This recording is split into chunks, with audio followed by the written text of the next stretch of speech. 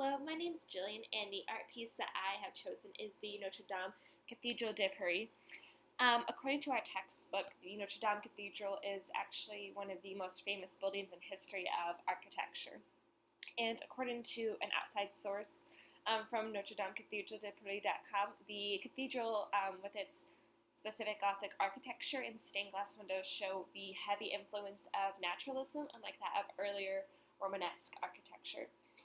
And in fact, it was one of the very first Gothic cathedrals, and its construction took place throughout the entire Gothic period.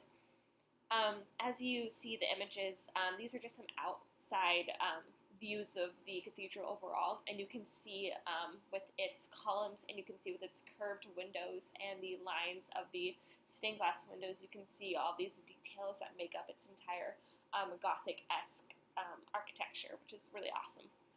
The reason why I decided to choose the Notre Dame Cathedral was because I just immediately knew what it was. I knew some parts of the history of it, but mostly because I just loved watching the cartoon growing up of the Hunchback of Notre Dame, and it just brought back just some of the knowledge I have of it.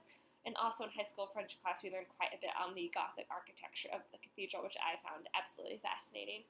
It's amazing to see the great detail that people in the time period of 1163 were able to create. The setting of the historical and cultural context was that there was a lot of persecution of Christians at this time.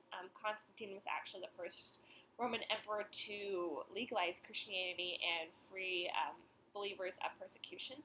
And the purpose of the building of the Notre Dame Cathedral was for a sanctuary and a place of worship following the period of persecution that Christians had to endure. And on October 12th in the year of 1160, Maurice of Sully is elected Bishop of Paris, and he began construction to the cathedral from 1163 to the year 1250. There's not a specific creator of one person who designed and created and built the cathedral, but what we do know is that Maurice of Sully is Bishop of Paris from 1160 to 1196. And since his election, he offers a theological, spiritual, and pastoral response to the transformation of his reconstruction of the cathedral church, which he dedicated to the Virgin Mary, which is the Notre Dame. And in this picture, you can see all the stained glass windows, and that was a piece that he wanted in the cathedral. He consolidated functions of the Church of Bishop and the Church of the Canons and Baptistry to help fund the cathedral. Specific pieces of art, you can see, we talked about it earlier, but the overall Gothic style.